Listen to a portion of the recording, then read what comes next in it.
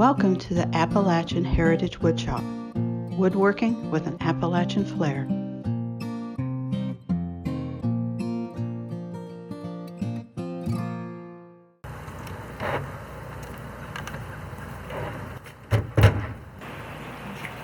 This is Jerill with the Appalachian Heritage Woodshop. Today I thought I'd take a little bit of time to walk around the farm and show you how I help Mother Nature help me.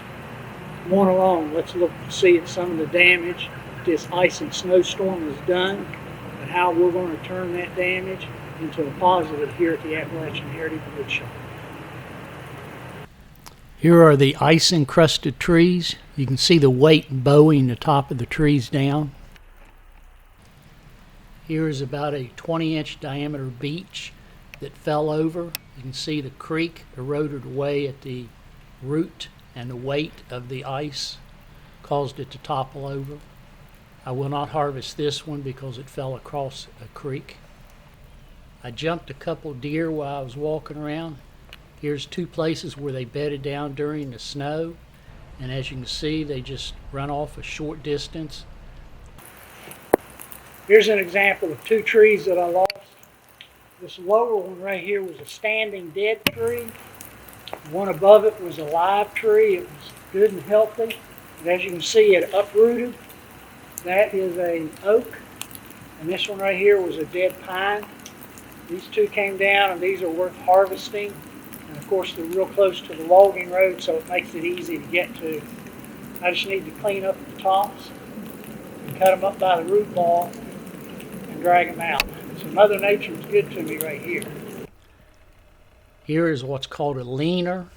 This one uprooted, but the top of it got entangled in some other trees and didn't fall all the way to the ground. This one I will leave alone if the risk is not worth the harvest.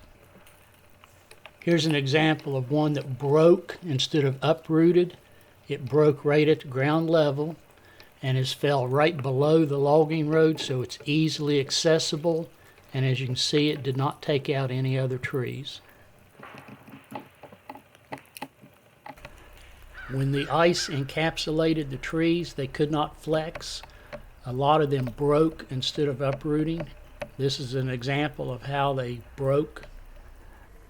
This is a maple that has been attacked by bugs. I've been watching this tree for several years. This tree was not damaged, so I will leave it alone.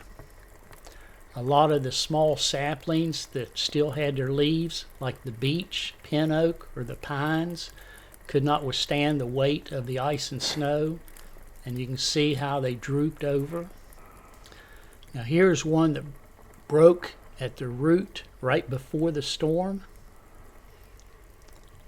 This is a nice one. It fell across my logging road, so I have to move it anyway to clear the road. Although it's crooked, I will get some good wood out of this. The livestock and the wild animals were not bothered by the heavy snow. Here's an example of what the heavy ice and snow did to the pine trees. The pines could not support the weight, and they bowed over all the way down to the ground.